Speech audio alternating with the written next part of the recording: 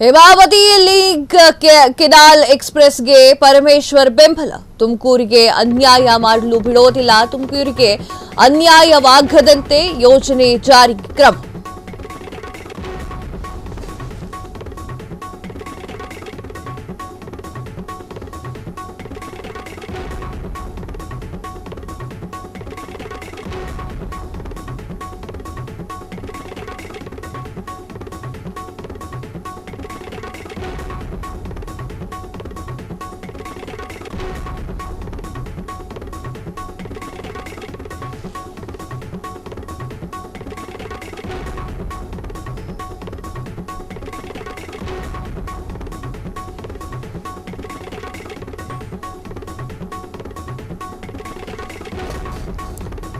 Hemavathi link canal ಎಕ್ಸ್‌ಪ್ರೆಸ್‌ಗೆ Parameshwar ಬೆಂಬಲ.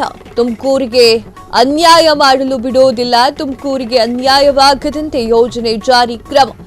ಇದು ಯಾರ ಕನಸಿನ ಯೋಜನೆಯೂ ಅಲ್ಲ. ತುಮಕೂರಿನಲ್ಲಿ ಗೃಹ ಸಚಿವ ಡಾಕ್ಟರ್ ಜಿ ಪರಮೇಶ್ವರ್ ಪ್ರತಿಕ್ರಿಯೆ.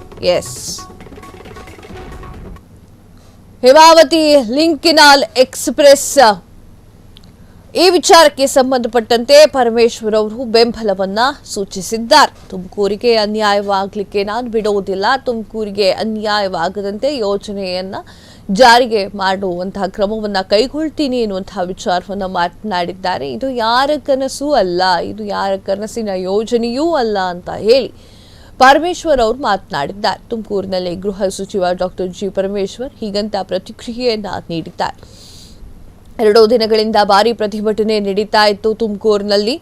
ಆ ಪ್ರತಿಭಟನೆಗೆ ಸಂಬಂಧ 11 ಜನರ ಮೇಲೆ ಎಫ್ಐಆರ್ ಕೂಡ ದಾಖಲೆಯಾಗಿತ್ತು. ಈ ವಿಚಾರಕ್ಕೆ ಸಂಬಂಧಪಟ್ಟಂತೆ ಅಂದ್ರೆ ಹೇಮಾವತಿ ಲಿಂಕ್ ಕೆನಾಲ್ ಎಕ್ಸ್‌ಪ್ರೆಸ್‌ಗೆ ಸಂಬಂಧಪಟ್ಟಂತೆ ಪರಮೇಶ್ವರ್ ಅವರು ಬೆಂಬಲವನ್ನ ಸೂಚಿಸಿದ್ದಾರೆ. ತುಮಕೂರಿಗೆ ಅನ್ಯಾಯವಾಗಲಿಕ್ಕೆ ನಾನು ಬಿಡೋದಿಲ್ಲ. ತುಮಕೂರಿಗೆ ಅನ್ಯಾಯವಾಗದಂತೆ ಯೋಜನೆಯ ಜಾರಿಗೆ ಕ್ರಮವನ್ನು ಕೈಗೊಳ್ತೀನಿ. ಇದು ಯಾರ ಕನಸಿನ ಕೂಸು ಅಲ್ಲ, ಕನಸಿನ ಮನೆಯೂ ಅಲ್ಲ, ಕನಸಿನ ಯೋಜನೆಯೂ ಅಲ್ಲ ಅಂತ ಹೇಳಿ ಕಡಾಖಂಡಿತವಾಗಿ ಗೃಹ ಸಚಿವರಾಗಿರುವಂತಹ ಪರಮೇಶ್ವರ್ ಅವರು ಪ್ರತಿಕ್ರಿಯೆಯನ್ನ ನೀಡಿದ್ದಾರೆ.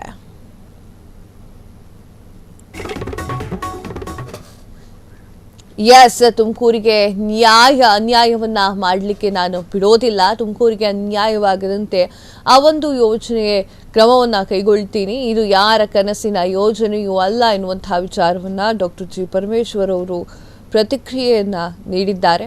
ಹೇಮಾವತಿ ಲಿಂಕ್ ಕೆನಾಲ್ ಎಕ್ಸ್‌ಪ್ರೆಸ್‌ಗೆ ಪರಮೇಶ್ವರ್ ಬೆಂಬಲವನ್ನ ಸೂಚಿಸಿದ್ದಾರೆ.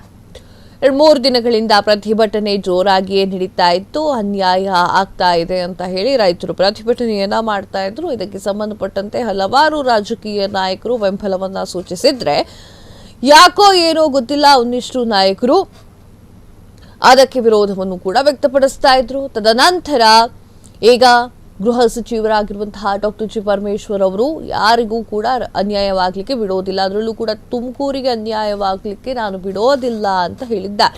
ಇದು ಯಾರ ಕನಸಿನ ಯೋಜನೆಯೂ ಕೂಡ ಆಗಿರೋದಿಲ್ಲ. ಆ ಒಂದು ಕಾರಣಕ್ಕೆ ಯಾರಿಗೂ ಕೂಡ ಅನ್ಯಾಯವನ್ನ ಆಗ್ಲಿಕ್ಕೆ ನಾನು ಬಿಡೋದಿಲ್ಲ ಅಂತ ಹೇಳಿ ಗೃಹ ಸಚಿವರಾಗಿರುವಂತಹ ಡಾಕ್ಟರ್ ಜಿ ಪರಮೇಶ್ವರ್ ಅವರು ಮಾತನಾಡಿದ್ದಾರೆ.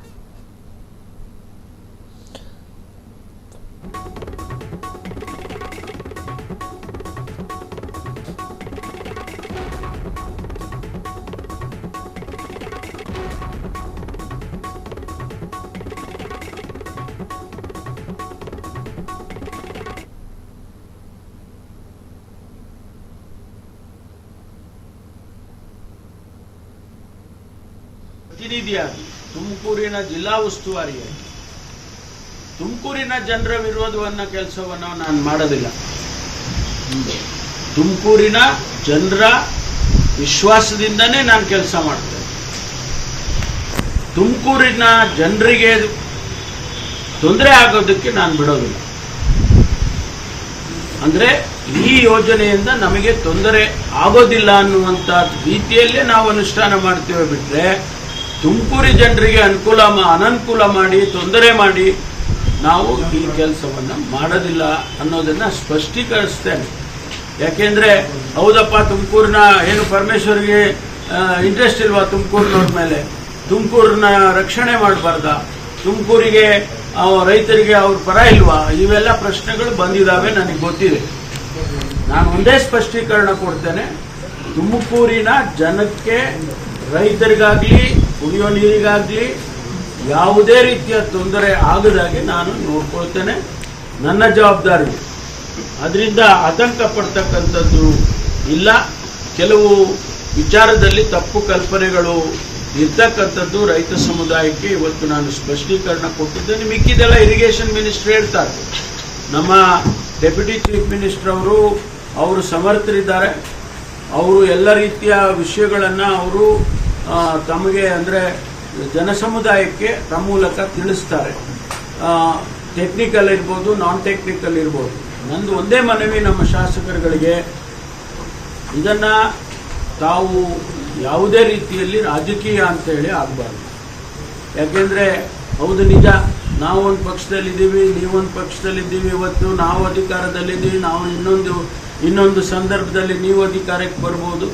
ಆದರೆ ಇವೆಲ್ಲ ಶಾಶ್ವತವಾಗಿ ನೀರಾವರಿ ಯೋಜನೆಗಳಿರ್ಬೋದು ಅಥವಾ ಬೇರೆ ಬೇರೆ ಯೋಜನೆಗಳಿರ್ಬೋದು, ಅವೆಲ್ಲ ಶಾಶ್ವತವಾಗಿರ್ತಕ್ಕಂಥವು. ಹಾಗಾಗಿ ಇದರಲ್ಲಿ ರಾಜಕೀಯ ಬೆರೆಸೋದು ಬೇಡ ಅಂತಕ್ಕಂಥ ವಿನಂತಿಯನ್ನು ಕೂಡ ನಾನು ಅವ್ರಿಗೆ ಮಾಡ್ತೀನಿ. ಅವ್ರು ಮಾಡಿದ್ದಾರೆ ರಾಜಕೀಯ ಅಂತ ಹೇಳಕ್ ಹೋಗಲ್ಲ ನಾನು.